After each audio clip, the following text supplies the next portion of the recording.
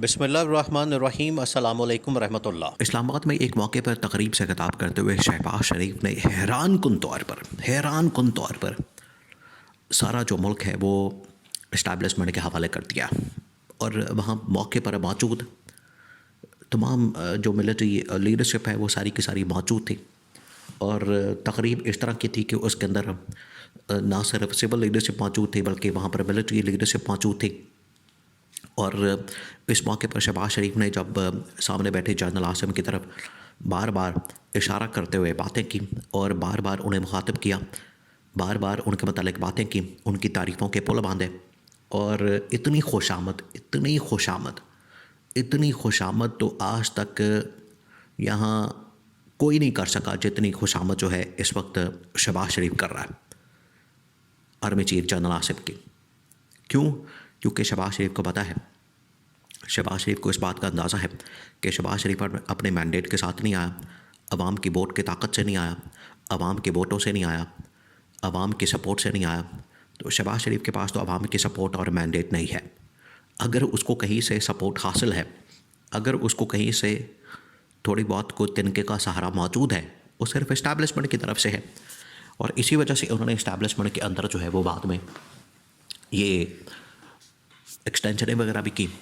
ना सिर्फ ये अदलिया के अंदर एक्सटेंशन का एक पूरा प्रोग्राम चलाया गया और आईनी बेंच बना के तो पूरा जो सिस्टम है उसको हाईजैक कर लिया गया, अपने हाथ में कर लिया गया। बिल्कुल उसी तरीके से जो है इस्टेब्लिशमेंट को भी कंट्रोल करके सारा सिस्टम इन लोगों ने अपने हाथ में कर लिया है। तो अब ये पूरा मुल्क जो है वो उनके हवाले करना चाह रहे हैं। देखिए, इनमें और इमरान खान के अंदर जो इस वक्त इमरान खान के एहतजाजी कॉल और इमरान खान की तहरीक और इमरान खान की जो मूवमेंट है वो अभी ख़त्म नहीं हुई, अभी चल रही है, वो अभी चलनी है, आगे मज़ीद आनी है। अभी वक्ती तौर पर हो सकता है कि उसमें ब्रेक लग गया हो, लेकिन अभी ये लीडरशिप की जो है वो ज़िम्मेदारी थी, लीडरशिप के ऊपर ये सारा का सारा डिपेंड करता था। लीडरशिप को ये रिस्पॉन्सिबिलिटी लेनी चाहिए थी कि वो इसे ज़िम्मेदारी लेते, इसको फ्रंट से लीड करते।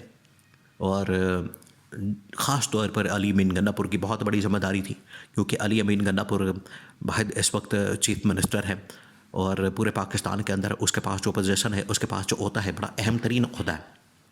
एक सूबे का वो चीफ मिनिस्टर है, एक सूबे का वो वज़ीर आला है। तो उसकी ज़िम्मेदारी बनती थी कि वो फ्रंट से लीड करता, सामने आता और डी चौक के ऊपर कम से कम जब ये सारा वाक़या हुआ, सानिया हुआ, जिस तरीके से वहाँ पर लोगों को भूना गया, लोगों को मारा गया, लोगों को कत्ल किया गया, कत्लेआम किया गया, लाशें बचाई गई, ये नहीं होना चाहिए था। और इसको फ्रंट से लीड करते तो तब बहुत बड़ी खबर बनी थी। बहरहाल अब वो बातें कर रहे हैं, अब वो कह रहे हैं कि धरना अभी भी जारी है। वो कौन सा धरना जारी है? धरना तो ख़त्म हुए हुए काफ़ी दिन हो गए, लोग भी भाग गए, सब कुछ चले गए। तो ये अब अली अमीन गन्नापुर को कम से कम ये बात करते हुए ख्याल करना चाहिए कि वो अगर मरहम नहीं रख सकते लोगों पर, उनके ज़ख्मों पर, तो उसके ऊपर नमक छिड़कने की ज़रूरत नहीं है। ये बिल्कुल उसी तरीके से जिस तरह से अब ये कह रहे हैं कि हमने जो मरे हुए लोग हैं, जो शहीद हो गए, जो जाँ बहक हो गए, उनके लिए एक करोड़ रुपए का हम ऐलान कर रहे हैं उनके लवाहिकीन के लिए और ज़ख्मियों के लिए भी इसी तरह से पता नहीं कोई 20 लाख या 25 लाख रुपए ऐलान कर रहे हैं। तो ये बहुत बड़ा एक अमाउंट जो है वो उनके लिए तो अनाउंस किया जा रहा है और उसके लिए ऐलान तो किया जा रहा है। लेकिन बात यह है कि यहाँ पर इस वक्त सियासी तौर पर और अवामी तौर पर जो स्ट्रैटेजी बनानी है, जो हिकमत अमली बनानी है, वो बड़ी मैटर करती है आजकल के इस माहौल में जो इस वक्त पाकिस्तान के अंदर बन चुका है।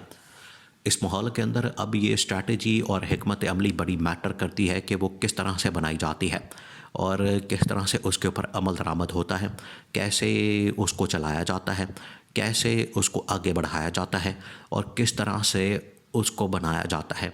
अब ये सारा इसके ऊपर डिपेंड करता है। अब यहाँ शहबाज शरीफ तो रत्ती बराबर भी कोई भी काम अपने कंधे पर लेने को तैयार नहीं, अपने सर पर लेने को तैयार नहीं। और शहबाज शरीफ को इस बात का पता है कि मैं कोई भी काम अपने सर पर नहीं ले सकता, क्योंकि शहबाज शरीफ तो अब बग़ैर अवामी मैंडेट के, बग़ैर सपोर्ट के वो तो एक्सपोज हो चुका है और उसकी कारकर्दगी भी नहीं है, अवामी सपोर्ट भी नहीं है। ये उसका सबसे बड़ा डिसएडवांटेज है कि ना उसके पास अवाम की सपोर्ट है, ना उसके पास अवाम की हिमायत है और ना ही उसके पास ये इस वक्त कारकर्दगी है, दोनों चीज़ें ना होने की वजह से वो सारा का सारा एक जो ट्रैप होता है उसमें आ जाता है और इस्टेब्लिशमेंट उसको घेर लेती है, इस्टेब्लिशमेंट उसको पकड़ लेती है। अब ये मुकम्मल तौर पर वैसे भी जिस तरीके से बूट पॉलिश करने में शहबाज शरीफ मशहूर है, शहबाज शरीफ जिस तरीके से बूट पॉलिश करता है वैसे तो नवाज शरीफ भी नहीं करता। तो शहबाज शरीफ ने तो सारे रिकॉर्ड तोड़ दिए हैं। शहबाज शरीफ ने अब बूट पॉलिश करते हुए ये मुल्क जो है वो जनरल आसिम के हवाले करने का फ़ैसला कर लिया।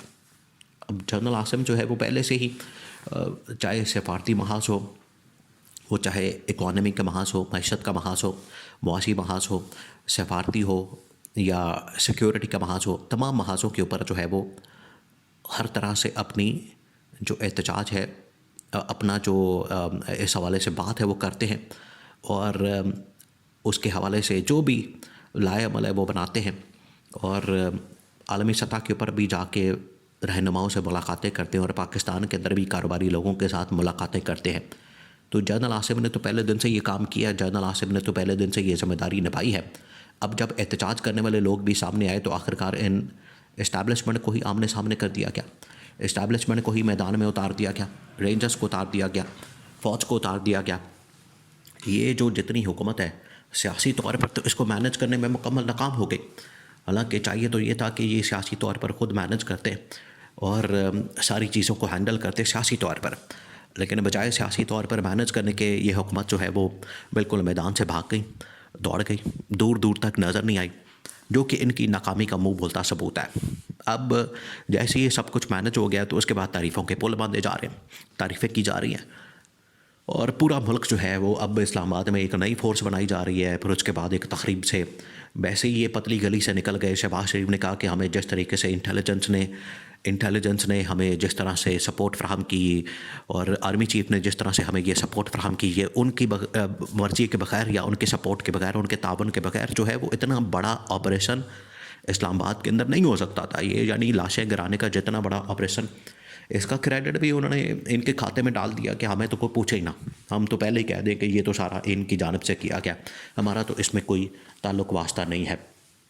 दूसरा, अब ये इकॉनमी के साथ साथ जो सफारती महाज है उसको भी अब इस्टेब्लिशमेंट के हवाले कर दिया गया है और मुकम्मल तौर पर बाकी सूरत हाल आपके सामने है कि हुकूमत नाम की चीज़ कोई नहीं है।